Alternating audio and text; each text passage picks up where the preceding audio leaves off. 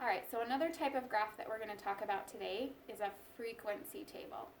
And I really like this graph because it's super simple, and to create it, boys and girls, all we have to do is count. I'm pretty good at counting. Okay? All right, so example 1 says Jill kept a record of her workout times.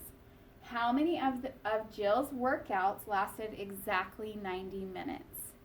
Okay, so when we look at the data, boys and girls, it seems like a lot of information. So we're going to take that data and we're going to create a frequency table, which remember, frequency just means how often did something happen.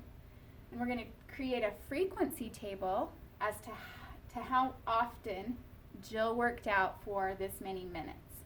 Okay, so if you are creating this all on your own, the first thing that you're going to do is you're going to look at the information and say, okay, let's see, it looks like she worked out for 30 minutes and 60 minutes and 90 minutes. There's 120 minutes. Okay, so you would just create a little table with those workout times. And that's what they've done right here for us. Okay, so she had 30 minutes, 60 minutes, 90 minutes, and 120 minutes. Okay, and now all I have to do, boys and girls, is I just have to go back to my data and count how many times that happened. And once again, when I count something, I like to cross it off, just so I don't get confused about what's been counted before. Okay, so starting with 30, that's 1, 2, 3, 4, 5, 6, 7. Okay, that would be 7 times. Okay, 60 would be 1, 2, 3, 4, 5, 6, 7, 8, 9, 10, 11. Oh wow, that was 11. Okay, the frequency that was 11 times. Okay, looking at 90, that's 1, 2, 3, 4, 4. And then 120 was 1, 2, 3, 4, 5, 6. Okay, so going back to our question, boys and girls, it says, how many of Jill's workouts lasted exactly 90 minutes? Okay, so when we look back in our chart, 90, that was 4 times. Okay, so we would say 4 of Jill's workouts lasted exactly 90 minutes. All right, so another type of frequency table is shown in example 2. Okay, it says the table shows the number of laps Ricardo swam each day. What percent of the days did Ricardo swim 18 or more laps? Okay, now this question's a little bit different, boys and girls, because it's talking about percent. Okay, so another type of frequency table that we're going to talk about is called a relative frequency table. And the only thing different, boys and girls, is it still contains the data values, it contains the frequency, how often that thing happened, but we're also going to include a percent. So a relative frequency table is just one more step, okay? And it's not very hard. It just takes a minute to do it.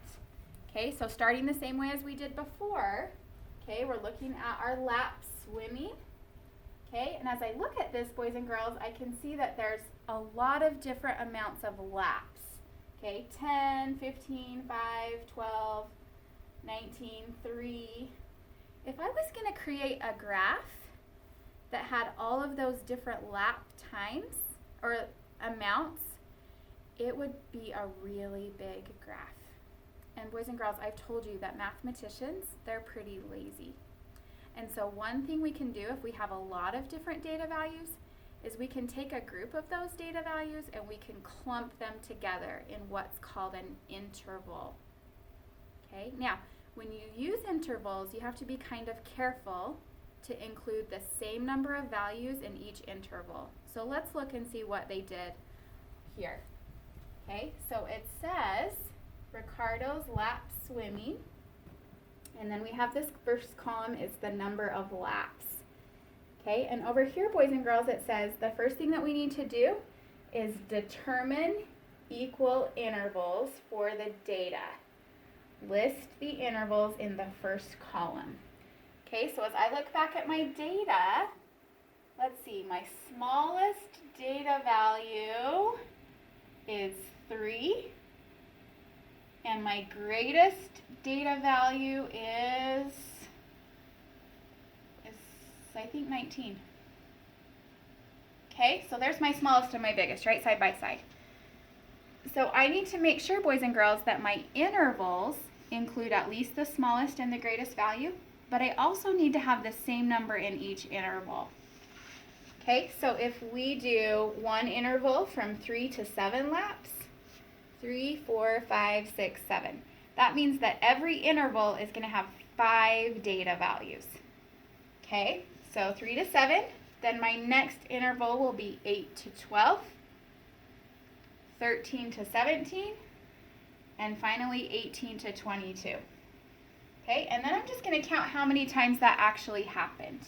Okay, I know it's already there for you, but I'm still going to show you how it is that I would do it if it's not there, because you're going to have to do that on your assignment. Okay, all right, so looking for values that are between 3 and 7. That would be 1, 2, 3, 4. Okay, ooh, that 8 almost tricked me up, but that's the next interval, right? Okay, all right, 8 to 12. That's 1, 2, 3, 4,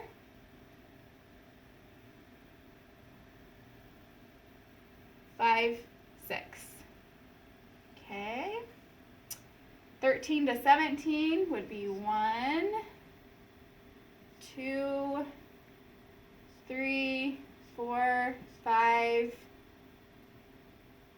6, 7. So 7 data values there. And then 18 to 22 is 1, 2, 3. Okay. Now remember, that question was asking us, what percent of the days did Ricardo swim 18 or more laps? Okay, so looking at my data, ooh, it's asking what percent did we have this frequency or this interval. Now, percent, boys and girls, is just a ratio compared to 100. Okay, now in order to find a percent though, we're going to have to start by writing that as a fraction. How often did this thing happen is going to be on the top. And then what was the total number is on the bottom. Okay? So over here in this blue in this blue writing on the side, okay, it tells me the total number of data values are 20. Okay? There are 20 total data values. And if it didn't say that, boys and girls, we could find out just by counting.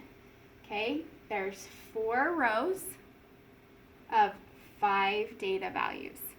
So that means we have a total of 20 data values. Okay, so this would be 4 out of 20, and this is 6 out of 20. Okay, this interval happened 7 out of 20 times. And this last interval, this happened 3 out of 20 times. Okay? Now, a percent, boys and girls, is something compared to 100, right? So we don't want to have 3 compared to 20. We want to know, well, what is that compared to 100, right? Because 100 means percent. Okay, and I know that to change a 20 into 100, that's easy.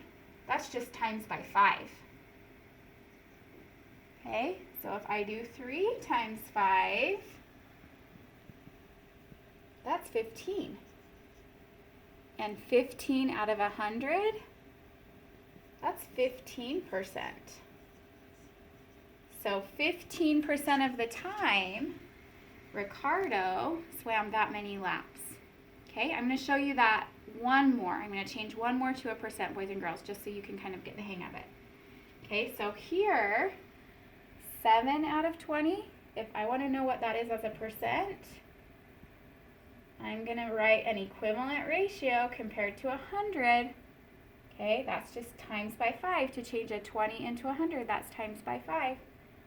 And so 7 times 5, that would be 35 out of 100, which is 35%. Okay, this isn't hard, boys and girls. It just takes a little bit of practice. Okay, if you have questions, reach out to your teacher today.